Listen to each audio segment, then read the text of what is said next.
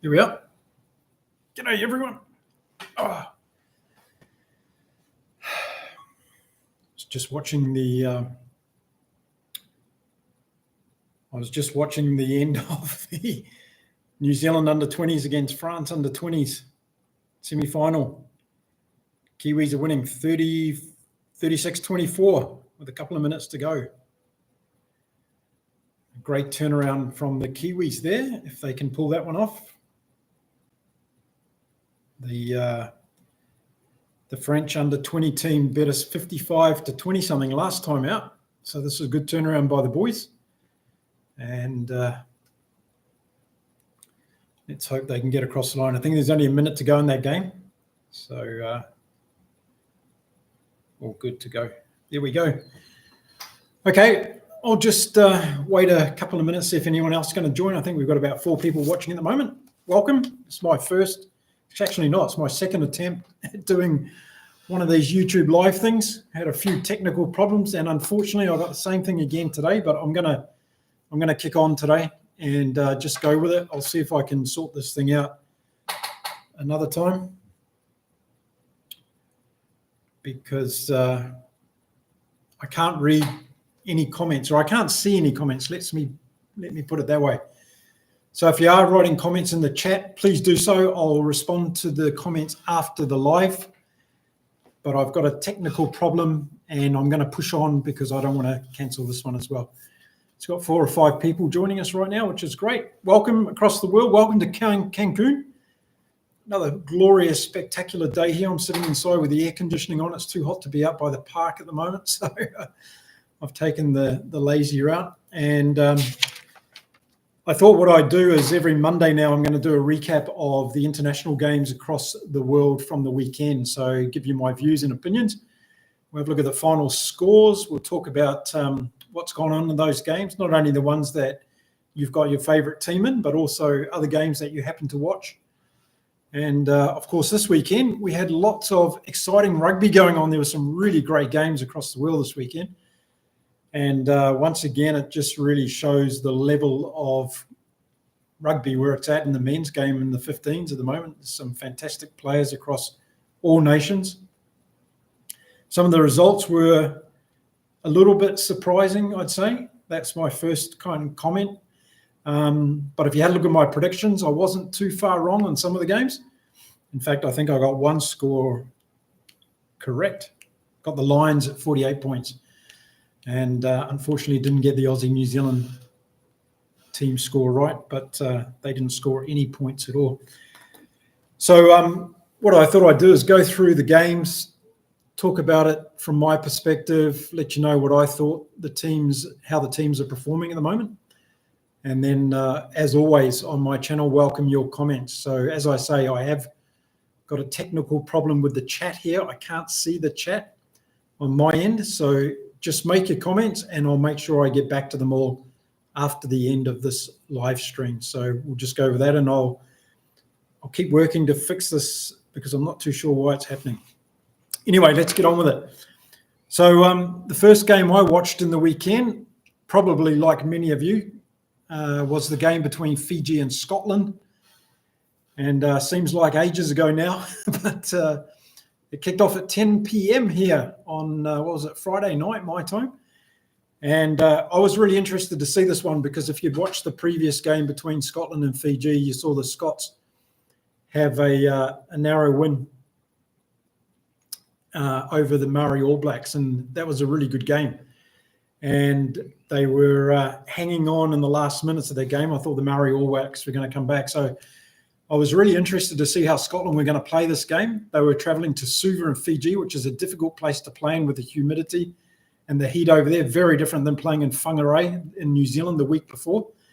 And I thought that was going to have a big impact on the game. So I was really looking forward to that.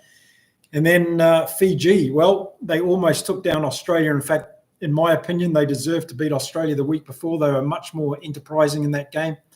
And a somewhat controversial decision in the last minute with Harry Wilson getting over the try line for the Wallabies, and apparently he got the ball down on the ground and Australia snuck away with that one. But I thought there was a lot of good stuff from Fiji in that game. So this game in Suva, I was really looking forward to see whether Scotland were going to be up for it again and whether they're going to be able to handle the conditions of playing Fiji in Fiji.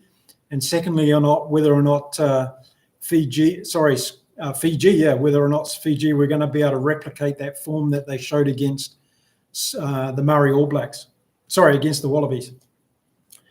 So the first half was interesting because I was getting really frustrated with Fiji. And if you watch the game, you were probably thinking the same thing. There was a lot of handling errors in that game early on from Fiji, and they busted probably 3 or 4 tries, I thought, in that first half, where they should have been in. And I'm sure the coach, Mitch Burns, sitting up there in the coaching box would have been really frustrated, because we see this time and time again from Fiji. And I think where they're going wrong is they're just going for that extra pass when they start to open the ball up wide instead of recycling the ball and using second and third phases.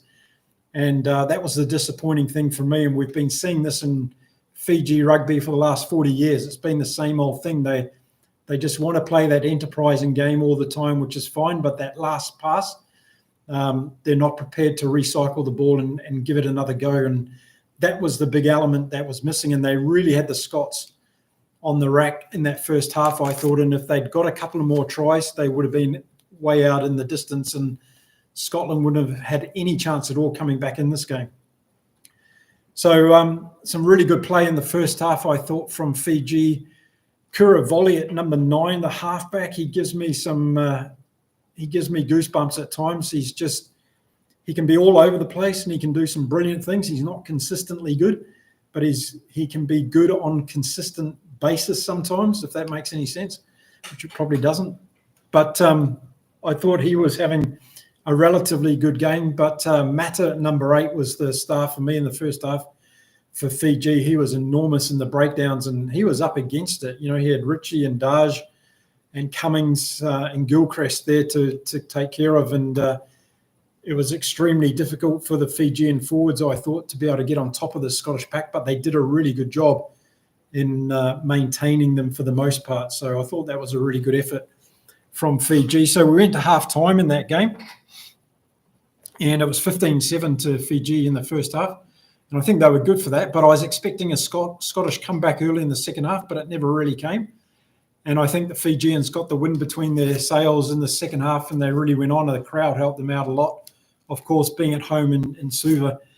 And some of the enterprising runs in the second half were just absolutely brilliant on behalf of Fiji. They were really, really good. Wanolo on the wing was brilliant, and we also saw some more good play, I thought, from Caleb Muntz.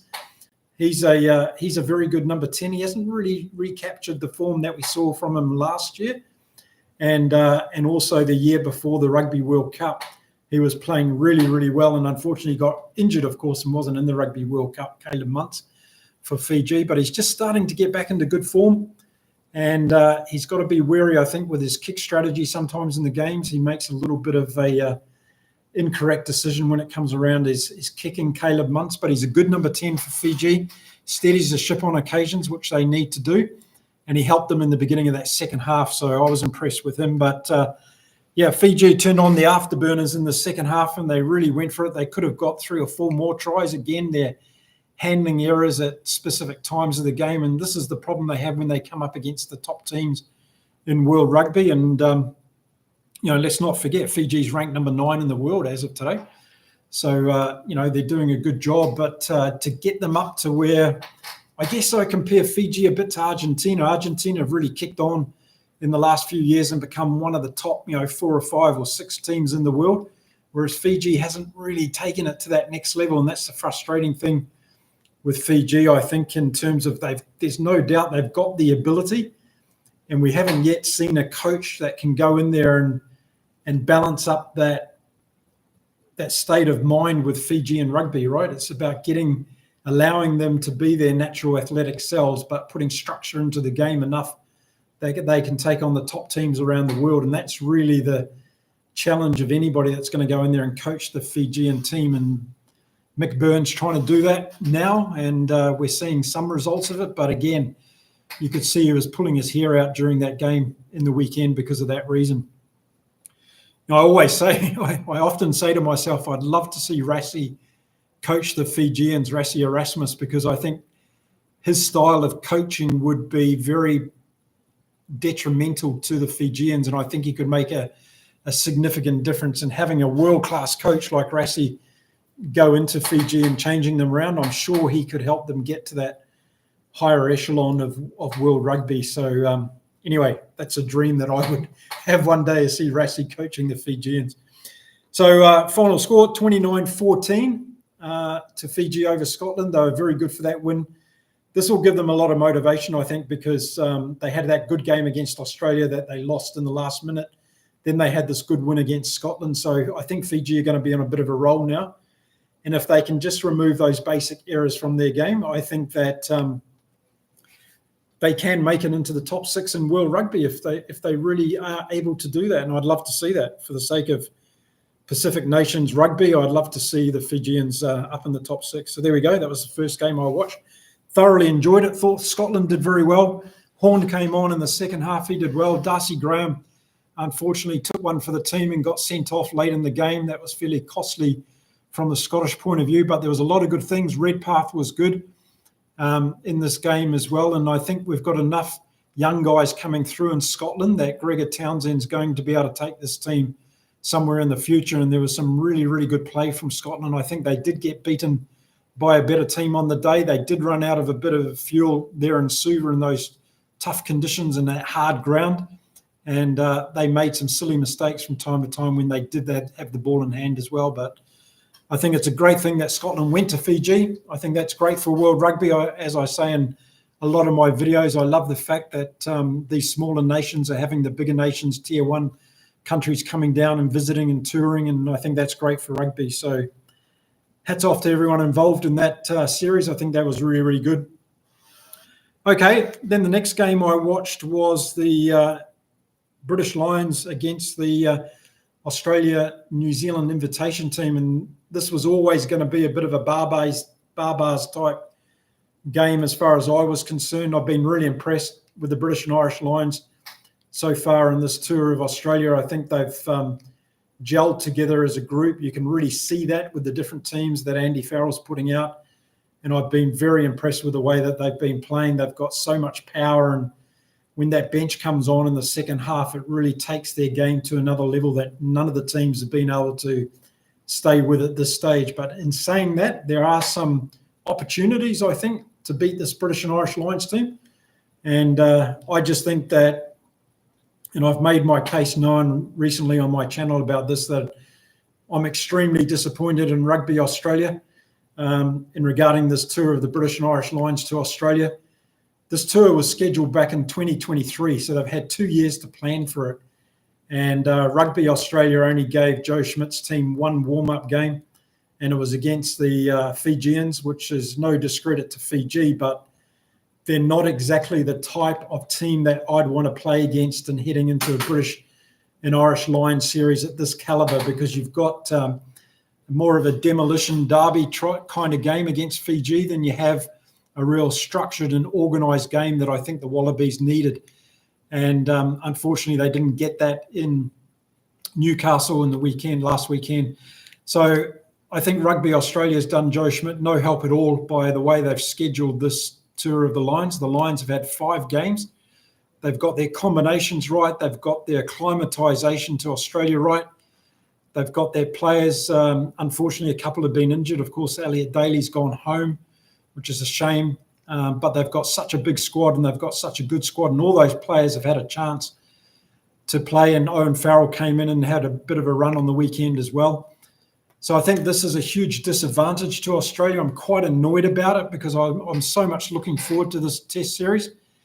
And I just think Rugby Australia has really done one over on Joe Schmidt here, because the Wallabies are going to go into that first test match next weekend underdone, and the Lions have got all that game time and they've got their combinations together. And I can't see any way that Australia is going to win that first test match next weekend. And I think they're going to be starting behind the 8 ball, because when they play in that game next weekend and they see what they see from this Lions team, they've got to turn around and back it up again in 2 more games. And I would have liked, ideally, to see Australia have at least 2, if not 3 or 4 test matches against other nations before this Lions series.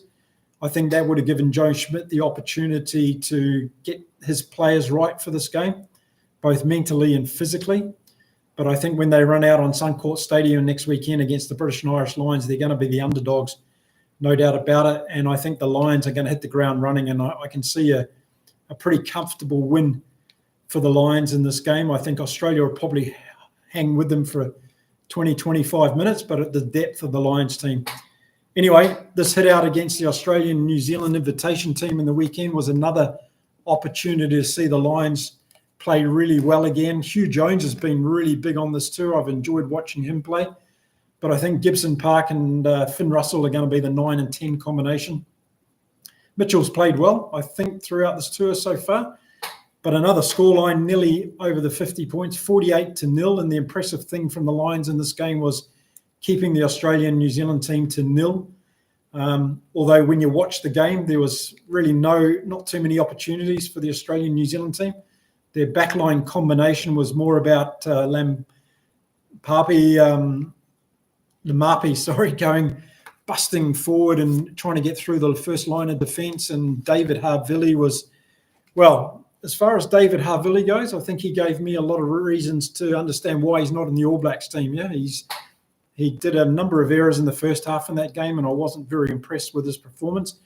And he didn't allow that back line to get away, and he didn't create too many opportunities at all. So I didn't see much innovation from the AUNZ team in terms of trying to break down that Lions defence. But at the same time, the Lions defence was really, really good. So 48-0.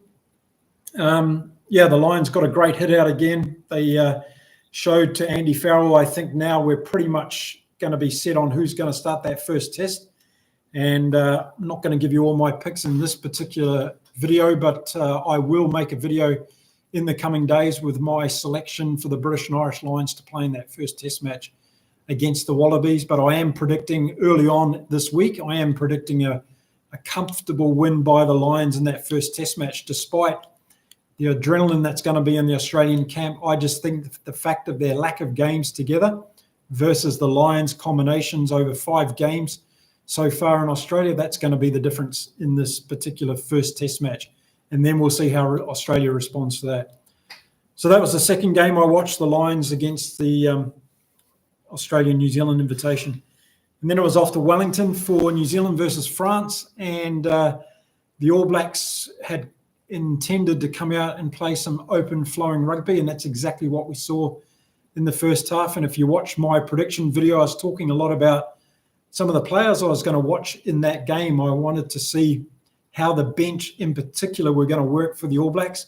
It's been no secret in terms of my opinion on this that the All Blacks have been rather disappointing in the closing out these games, not only this year but also last year as well. And they've had a problem, quite frankly, in the last 20, 30 minutes of games.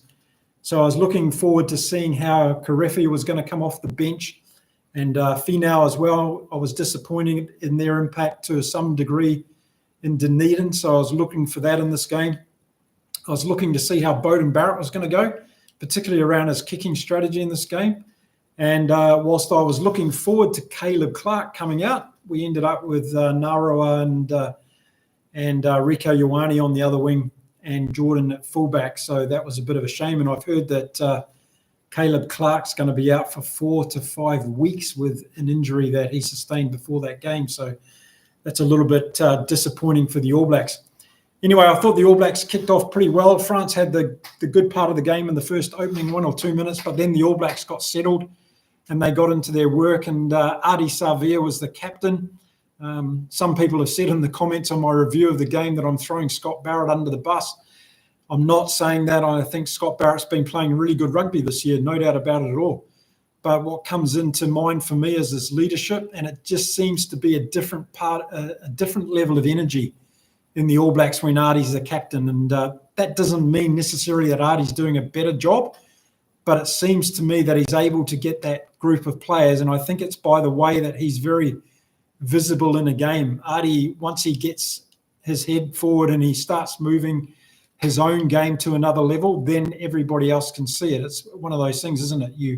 You act and you get your people to follow you, and that's exactly what Artie does as a leader, I think. So that's kind of where I see the difference. You don't see Scott Barrett so visible because he's a number 5, and when Artie's out there doing what Artie does, you see him around the ground. So other players, I'm sure, get inspired by that and they want to work harder. And I just think that's one of the reasons Artie, for me, is the better choice as a captain. I'm not saying Scott Barrett shouldn't be in the All Blacks. I'm saying that Artie seems to have that connection with that energy better for me in the All Blacks as a captain. So they did well in that first half. I thought they put on, 29 points to 3 at halftime. And this is one of the interesting things about the All Blacks, and I made a video about it today. I think the All Blacks are a one-trick pony at the moment, and that worries me a little bit because they don't really have a plan B when it comes to other teams being able to close them down. In the video I made today, I made reference to looking back at all of their games since Razor has been the coach from the beginning of last year right up until the second French game this year. And the All Blacks have put on 28.3 points on average per game against all competitors. But against the Springboks, they're only putting on 15.3 points per game. And of course, they've lost the last 5 against the Springboks. So I question whether or not the All Blacks are one-dimensional, and we saw it again in this game in the first half. They had a great first half of putting a lot of points on the board. They put the French under pressure, and they got the French chasing the game from, 20 or 30 minutes into the game. And that's the style the All Blacks like to play. But when they don't get to play that style of rugby, and we've seen it over recent years with Ireland being able to close them down on occasions as well. We saw Argentina come back against them in Wellington last year and win that second half and win that game. And we saw France have the lead over the All Blacks last year in that game in Paris, and the All Blacks weren't able to chase them down because of their lack of ability in being able to close out games at the moment. So this is where this question mark has come into my mind, is that they can't beat South Africa at the moment with this open flowing, quick tempo game, because South Africa are able to close it down from a defensive point of view and be more physical and slow the game down. And the All Blacks can't manage that, or seem to manage that. And when other teams get a roll on in the second half, the All Blacks' performance in the second half hasn't been good. And we saw it again in this game in the weekend. So disappointing again when it got scrappy in the second half for me. I was disappointed in the players that came off the bench.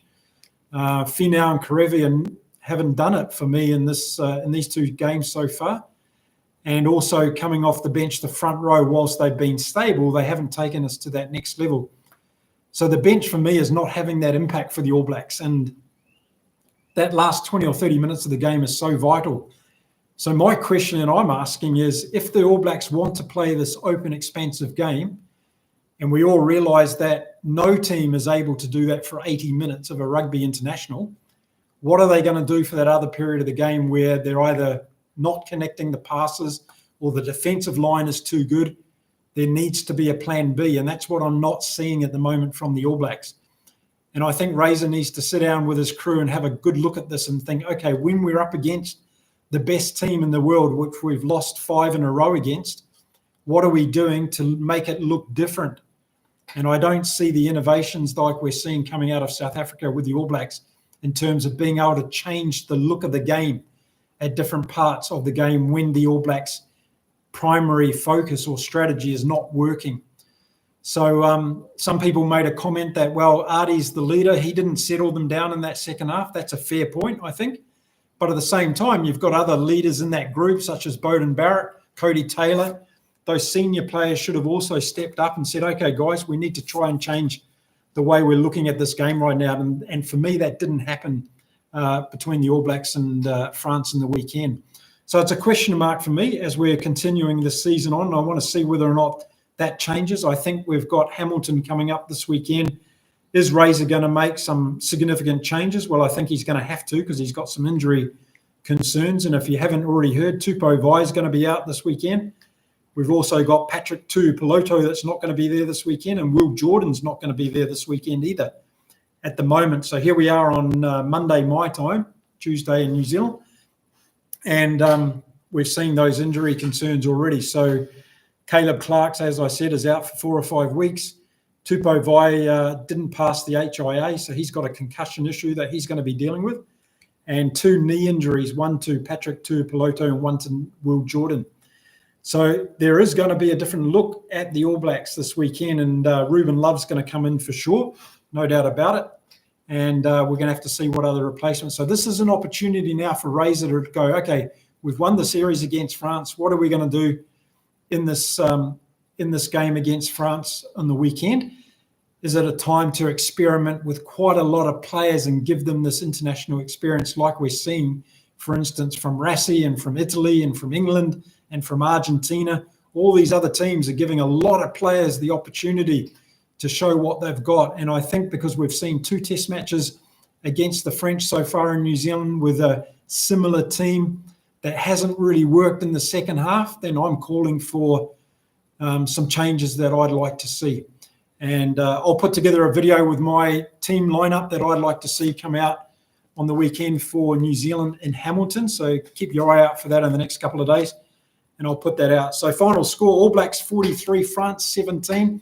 I thought France did well in the second half. They drew at 14 points all on the scoreboard, so they were able to hang in there and make something of that second half. Disappointing, the All Blacks didn't really kick on and score more. As I said, there was that scrappy period of play, which actually was both teams. It wasn't just the All Blacks.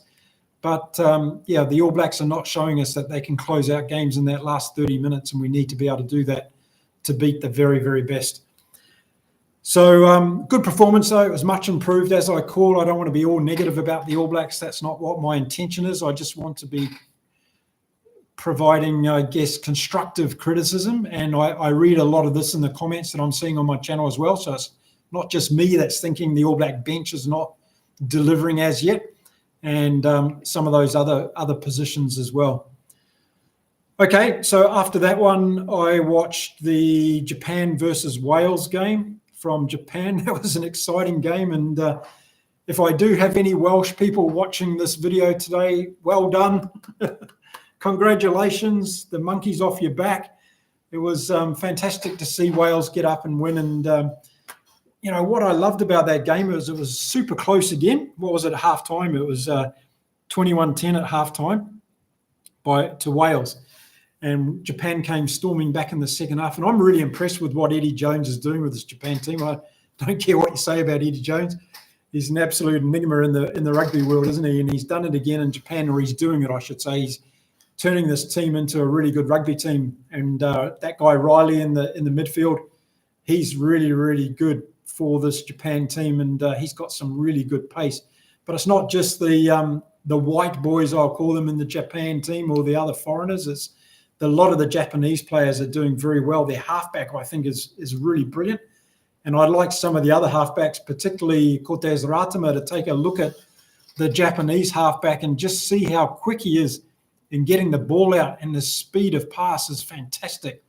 And that's one thing that's really setting some of these halfbacks apart in world rugby at the moment. So a good comeback from Japan in the second half, and it really went down to the wire. In the last 10 minutes, it was still very close, and Wales scored a late try in the game. But they ended up winning it, and well-deserved. Was it 31-22 in the end to Wales? And the emotion, you saw Dewey Lake on the sideline at the end of that game and almost in tears with the emotion that was coming through, and Wales actually getting that victory. So let's hope this turns around the fortunes now of the Welsh team, and they're able to kick on and have a good second part of the year. Six Nations next year is going to be big for them in terms of really whether they can get back into it. They're ranked 12th in the world today, Wales, and Japan are ranked 14 as of today's ranking. So a good win for Wales, and some good play throughout the game, although I thought the conditions were getting to them. It was pretty humid and hot there in Japan again, and the Japanese didn't quite play at the level they did the previous week to be able to snatch that one off Wales, but it was a good game. Next up, what do we do? South Africa. Yeah, we went to Port Elizabeth, to the Nelson Mandela Bay Stadium there in Port Elizabeth, and what a game it was. Now, pre-game, I was looking for particularly the changes that Rassi made and see what impact they were going to have. He basically brought in a new backline, didn't he? And we saw a lot of new players. I was looking forward to seeing how Marpimpi went. Van der Merwe on the wing as well. He's been out for some time, and he's finally got an opportunity back in the Springbok jersey. So I was looking forward to see how he would go. And then Willie le Roux, of course, having his 100th cap for the Springboks in the weekend. Such a momentous moment for him in his career. And for all of Springbok rugby, you know, Willie le Roux has been one of those players over the years that's done a lot for South African rugby. And it was great to see him run out and get that ovation at the beginning of the game. And all the players who were in the squad were on the sideline there building a tunnel for him to run through. And it was really good stuff. I love seeing that kind of stuff. And Willie le Roux, justifiably so, took it all in and had a pretty good game, I thought, as well. But I was looking forward to seeing how Grant Williams and Manny Lebok were going to go at 9 and 10 for the Boks.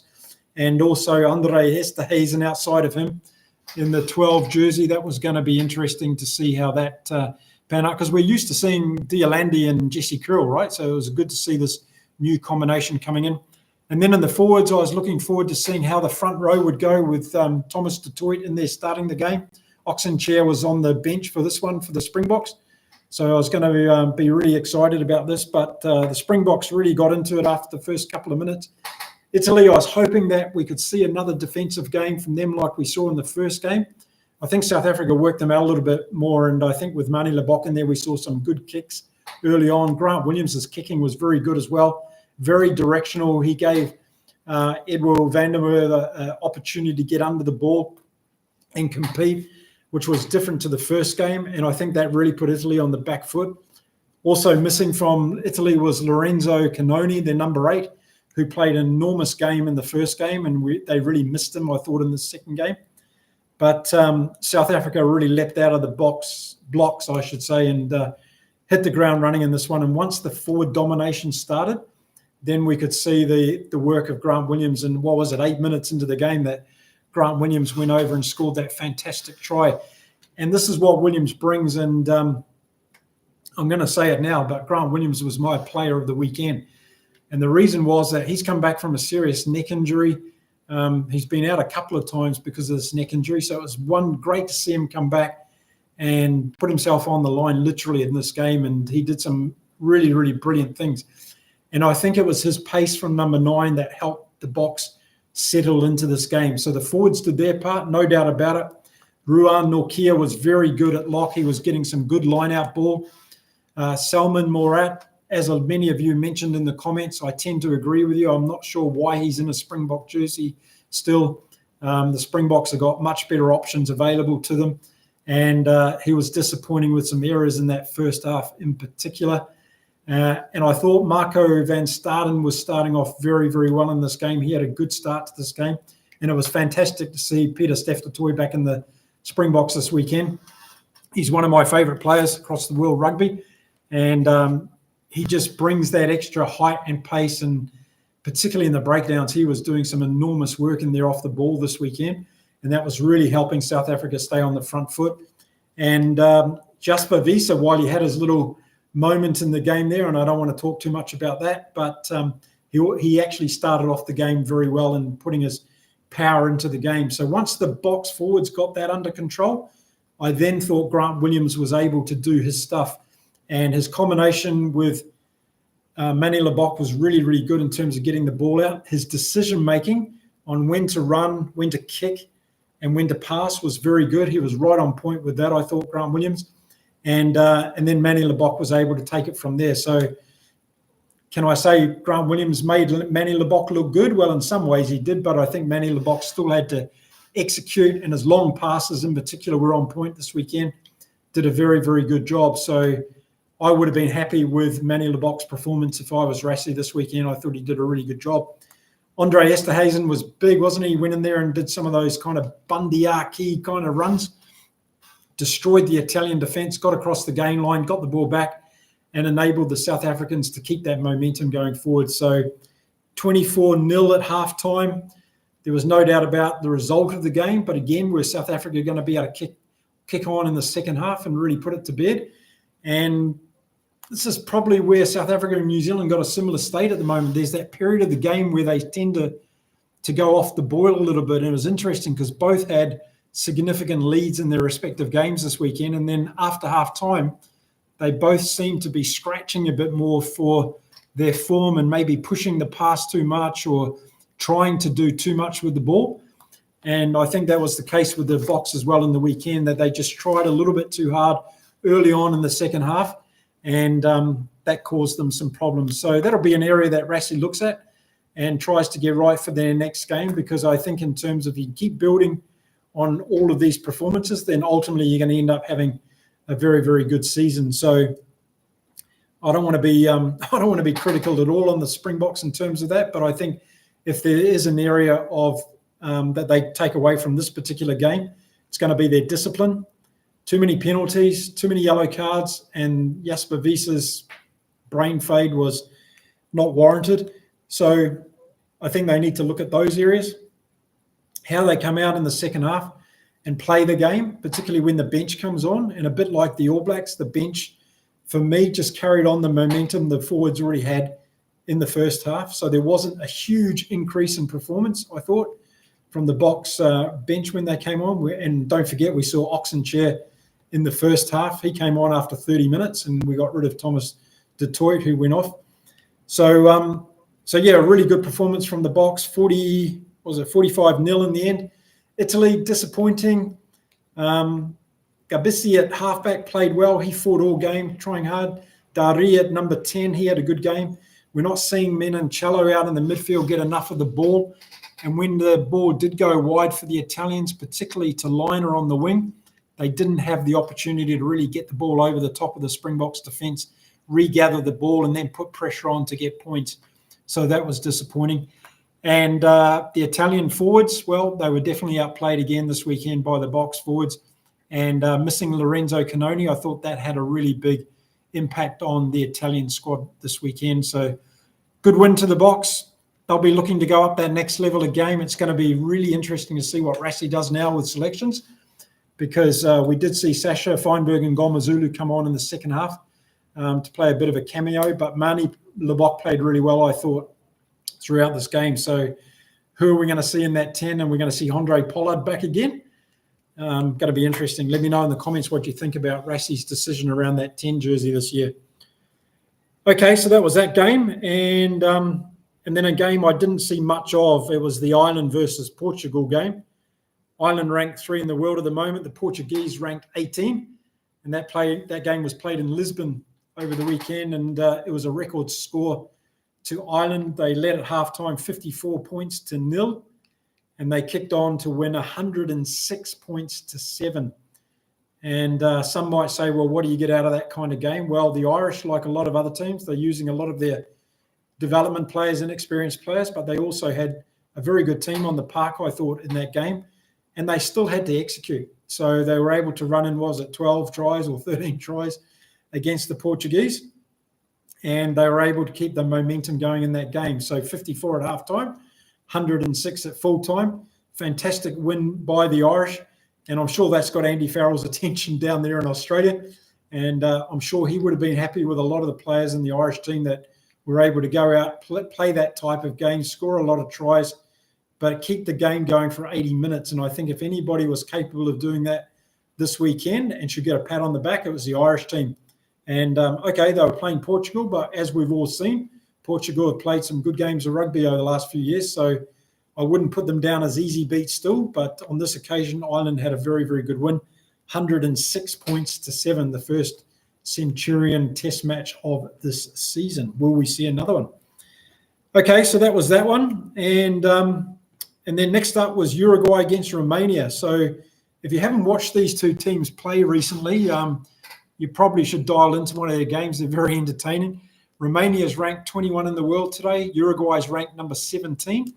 And they really, really played like a Uruguay. They were very, very good in this game. 39 points to 8 was the halftime score. 70 points to 8 in the full-time score. So a big difference between two teams that are only ranked 4 places apart from each other in World Rugby.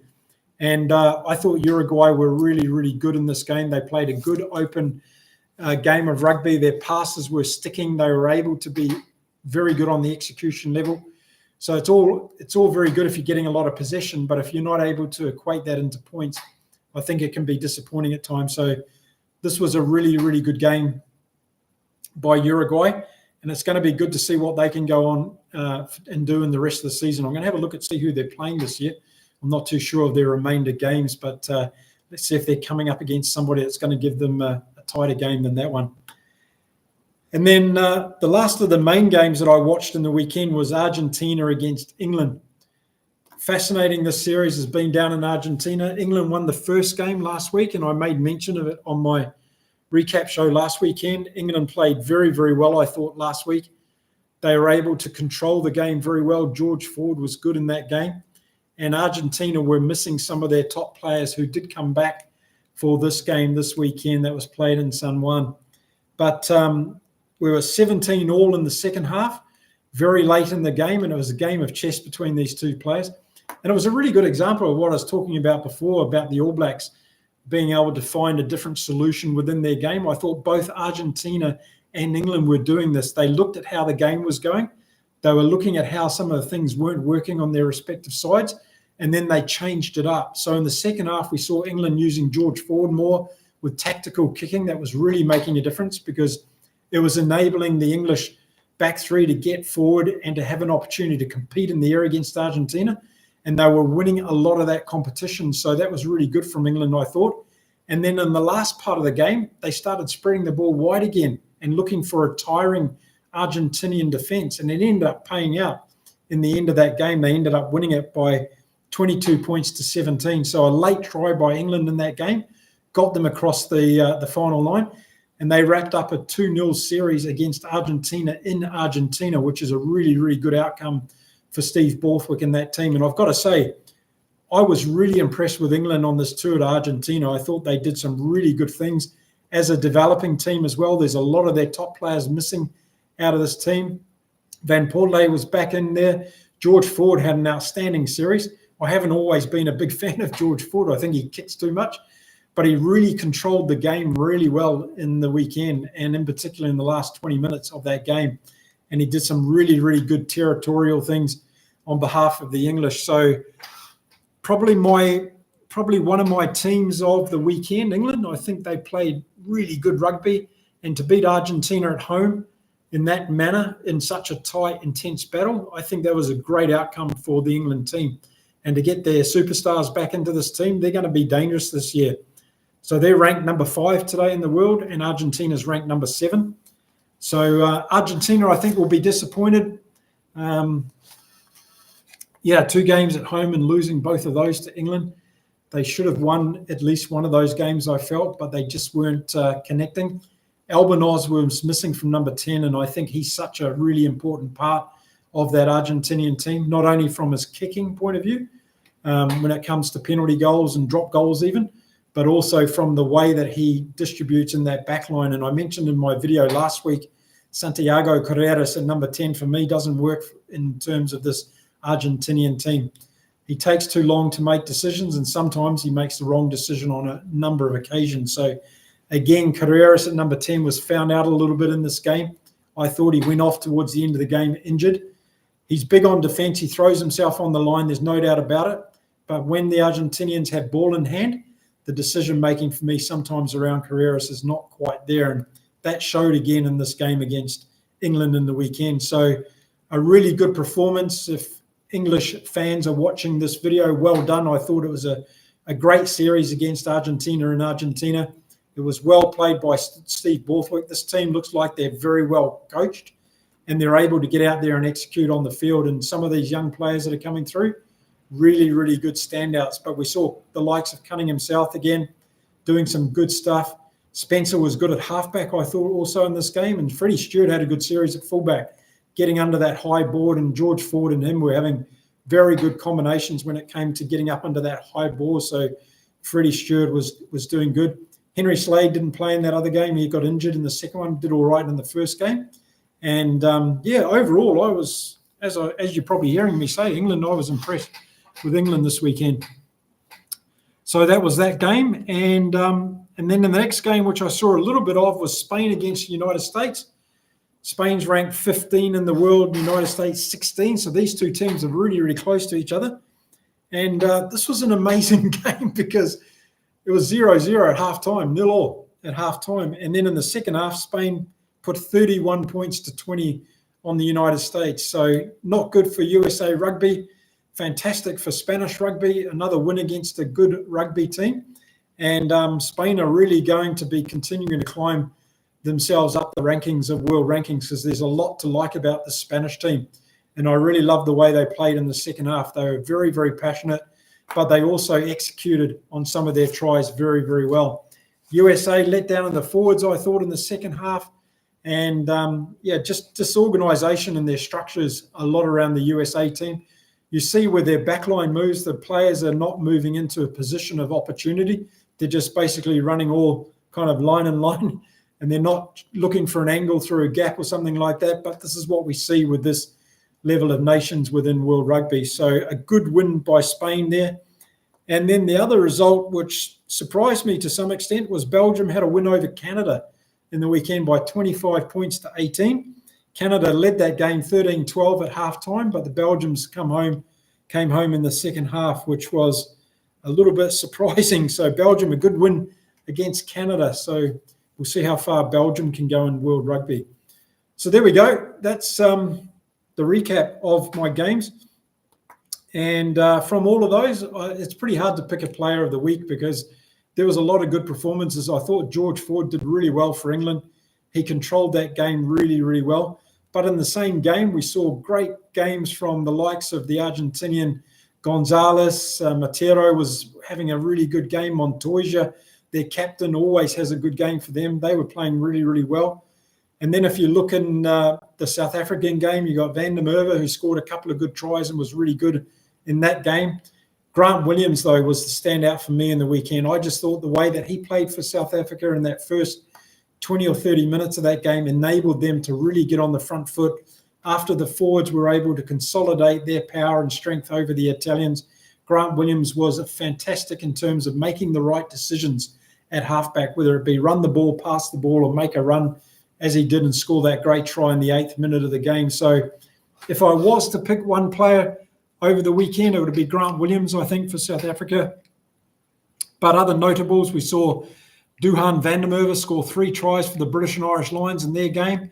But a lot of those tries were set up by other people, so I can't really put it down to his individual brilliance in that. I thought the All Blacks scored some good tries as well. Tupou Vai's try was a good try, but it was also set up by another player. So, yeah, I'll probably stick with Grant Williams being my player of the week this week for the Springboks. I think he probably deserves it out of all the rest, with a close second to George Ford from England. I thought he played really, really well. So there you go. There's my wrap of World Rugby this weekend. It was an intense weekend. The first game started here in Cancun at 10 p.m. on Friday night local time. I stopped watching 8 o'clock on Saturday night. So almost 24 hours on the go, and a lot of fantastic rugby. Loved watching all of it. So it's going to be interesting now. The next lot of games, as I said, I'm going to come back this week with a number of videos. We'll have a look at the All Blacks and what team I think they're going to put out against the French.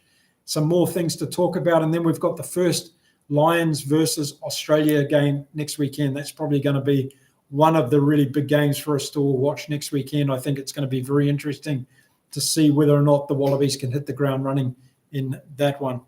Okay, well, look, let me know your thoughts and opinions on the games across the weekend. Which of those games did you get to see? And what players stuck out for you as well? And how do you think the state of the game is at the moment? Were you upset with the TMOs this weekend, the refereeing? Do you think it was good? Let's talk about those subjects as well in a respectful way. We don't need to be damning those referees or the TMOs, but let's have a respectful conversation around those topics and how you saw those playing out over the weekends. Was there too much TMO interjection into games? Did they make the right decisions in your eyes?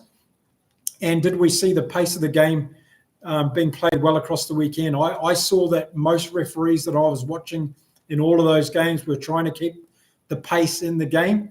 And there was a couple of occasions when there were even really serious injuries and the referees were still trying to push the pace of the game, which I think is not a good thing. I think we need to get those injured players who are seriously injured off the field and we need to stop the game for that kind of process. But other than that, I saw the referees having good levels of communication with the players, and I think seeing that level of communication from referees, but also consistency in decision making, I think that's the key thing, isn't it?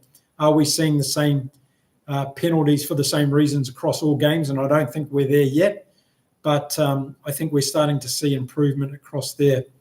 So another shout out too, I think the under-20 All Blacks of New Zealand team have beaten France today in the semi-final. So that's a good one. And the Black Ferns had a great win across there in New Zealand, as well as the game before the All Blacks and France game, beating the Australian team, the women's team there. So a good win by the Black Ferns again. And some good tries in that game if you haven't seen the highlights of that game. So go and check that one out as well. Okay, I'm going to stop before I lose my voice. As I said, my chat box hasn't been working today. So leave all your comments and I'll answer any questions that you have. Give me your thoughts on all of those games. If you watched more than your own team in the weekend, give me your feedback on what you think of the games.